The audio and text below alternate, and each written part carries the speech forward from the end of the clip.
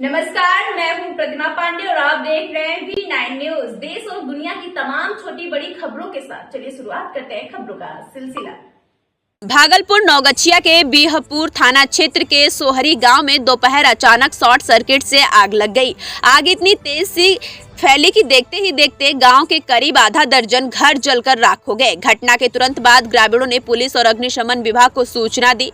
घटना की सूचना मिलते ही अग्निशमन विभाग की टीम मौके पर पहुंची और आग पर काबू पाने की कोशिश में जुट गई। वहीं करीब आधे घंटे से आग बुझाने का प्रयास किया जा रहा है। हालांकि तेज हवा और घरों में रखे ज्वलनशील सामान के कारण आग बुझाने में कठिनाई हो रही है। समय रहते लोगों ने अपने घरों के घरेलू सिलेंडर को बाहर निकाल लिया, नहीं तो बड़ा हादसा हो सकता था। इस आग लगी की घटना में लाखों रुपए की संपत्ति का नुकसान बताया जा रहा है। कुछ मवेशी और बाइक भी आग की चपेट में आ गए हैं। वहीं गांव के लोग आग पर काबू पाने की मदद कर रहे हैं। फिलहाल किसी के हताहत होने की सूचना नहीं है, लेकिन भारी नुकसान की आशंका जताई जा रही है। स्थानीय अंगद कुमार ने बताया कि शॉर्ट सर्किट से आग लगने के बाद एक कर करीब आधा दर्जन घरों में पकड़ लिया, जिससे कि बकरी और बाइक सहित लाखों रुपए के सामान जलकर राख हो गए। 2025 को नौगछिया थाना में अंतर्गत जो नौगछिया बाज़ार है हड़िया पट्टी, उसमें सूचना प्राप्त हुई थी करीब रात में 9:30 बजे के आसपास नौगछिया थाना को कि एक व्यवसायी को एक नकाबपोश एक अज्ञात अपराधकर्मी के द्वारा गोली मार दी गई है। तो तुरंत ही पुलिस टीम घटनास्थल पर पहुंची थी और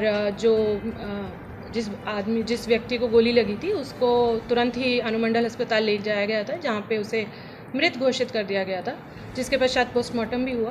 और इसी में जो मृत व्यक्ति है जिनका नाम है क्या नाम, हाँ, विनय कुमार गुप्ता, उनकी पत्नी के आवेदन के आधार पर FIR की गई और नौगछिया थाना में कांड प्रारंभ किया गया। क्योंकि कांड बहुत संवेदनशील था और बहुत ही ज़्यादा सेंसिटिव मामला था, तो तुरंत ही SDPO नौगछिया के नेतृत्व में एक SIT का गठन किया गया, जिसमें 3 से 4 टीम्स बनाई गई। और उसमें एक टीम जो थी जो निरंतर रात से ही लगकर तुरंत ही CCTV फुटेज का अवलोकन करने लग गई थी। एक टीम के द्वारा सूचना संकलन किया जा रहा था और एक टीम इन्हीं सूचना के आधार पे लगातार छापेमारी कर रही थी। दिन रात टीम ने मेहनत की है और छापेमारी की गई और जो CCTV देखा गया उसके CCTV और आसूचना के आधार पे जो अज्ञात नकाबपोश अपराधी था उसकी पहचान की गई। उसका नाम था मुकेश झा, जो कि थाना नवगछिया जिला भागलपुर का रहने वाला है और उसकी गिरफ्तारी आज की गई है।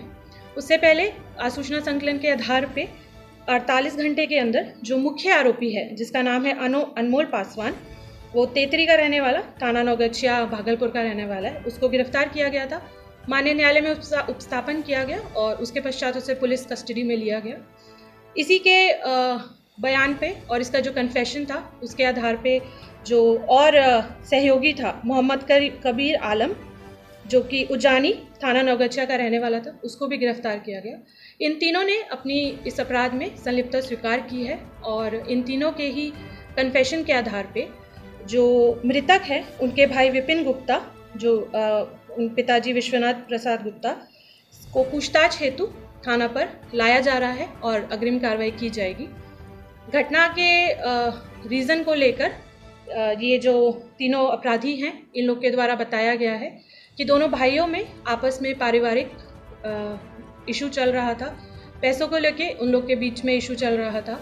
तो इसी को लेके जो बड़ा भाई है उनके द्वारा 6 लाख रुपए की जो वो सुपारी देकर अपने भाई को उक्त अपराधकर्मियों के द्वारा उनकी हत्या करवाई गई है। आगे की जो अनुसंधान है हम उसे कर रहे हैं और इसमें घटना के बाद कुछ असामाजिक तत्वों के द्वारा बेफालतू के फैक्ट्स, मिसवेरीफाइड फैक्ट्स को डाला गया था, बोला गया था मीडिया में, जिसकी वजह से लॉ एंड ऑर्डर की जो समस्या थी वो उत्पन्न हो रही थी। परंतु हमारी टीम के द्वारा, नौगछिया पुलिस के द्वारा उसको बहुत ही अच्छे से हैंडल किया गया और उसमें जो वेरीफाइड फैक्ट्स थे उसके आधार पे हम लोगों ने आश्वासन दिया था व्यवसायी के जितने भी लोग हैं कि हम लोग इसका जल्द उद्भेदन करेंगे, जो कि हम लोग की टीम के द्वारा किया भी गया है। तो मेरा ये अनुरोध रहेगा कि मिस इन्फॉर्मेशन और मिस रिप्रेजेंटेड फैक्ट्स को ना दोहराया जाए। इसकी वजह से लॉ एंड ऑर्डर प्रभावित होता है, हमारा अनुसंधान भी प्रभावित हुआ और जिन भी लोगों के द्वारा ये किया गया था उन लोगों को हम लोग लॉ के तहत जो लीगल नोटिस हैं, जो कानूनी कार्रवाई है उन लोग पे करेंगे हम लोग। और इस कांड में जो पुलिस की टीम थी उन लोगों को बहुत अच्छी मेहनत की गई है, टीम के द्वारा दिन रात मेहनत करके इस केस का उद्भेदन किया गया है, फैक्ट्स के आधार पे किया गया है और हम लोग उस टीम को पुरस्कृत करेंगे। गिरफ्तारी कहाँ से हुई? देखिए ये लोग जो अनमोल पासवान है, मुकेश झा है और जो ये कबीर आलम है, तीनों को नौगछिया से ही गिरफ्तार किया गया है। और जो इनका भाई है उनको अभी पूछताछ के लिए हम लोग ला रहे हैं, उड़ीसा में थे तो टीम उनको उड़ीसा से लेकर आ रही है। इसके पास से बरामदगी?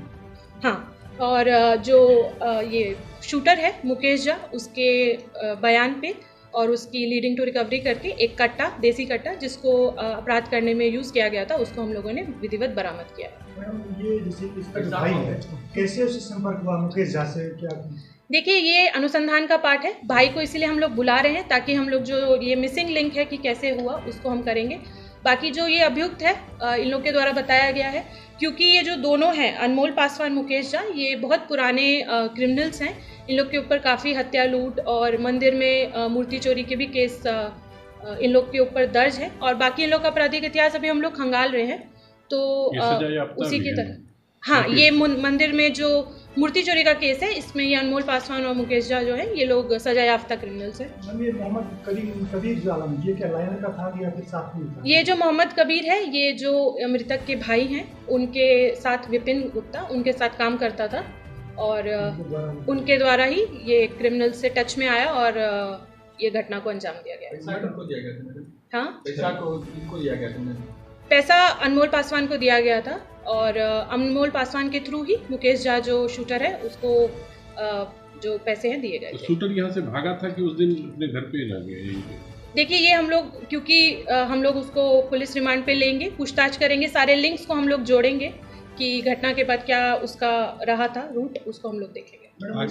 हाँ, जो छानबीन किया इसमें कितना सीसीटीवी फुटेज और कितने कॉल? देखिए हम लोगों ने घटना स्थल से लेके रेलवे स्टेशन तक करीब 100 सीसीटीवीज थे, उनको देखा गया है, अवलोकन किया गया और उसी के आधार पे आगे चल के जहाँ पे रेलवे स्टेशन के पास जो अभियुक्त है उसके द्वारा जो उसने नकाब पहना हुआ था उसको उतारा गया था, उसी फोटो के आधार पे हम लोगों ने अभियुक्त की पहचान की और उसको फिर गिरफ्तार किया। प्राथमिक अभियुक्त है ना? हाँ जी, FIR अज्ञात के विरुद्ध की गई थी तो ये सब अपराध अनुसंधान तो ये सभी जो अपराध कर्मी है इन सबके साथ अब जो होगा तो स्पिरिट ट्रायल होगा। हाँ, हम लोग क्योंकि ये बहुत सेंसिटिव केस था और इसलिए हम लोग इसमें जो है जो हम लोग की अनुसंधान हुआ है बहुत ही प्रोफेशनली हम लोग ने किया है और जितने भी एविडेंसेस हैं उसको हम लोग इंश्योर करेंगे कि अच्छे से उसको आए और उसको केस में हम लोग स्पीडी ट्रायल में लेके इसमें कन्विक्शन दिलवाएं। हम टीम को लेकर जैसे उपलब्धि है इसको क्या?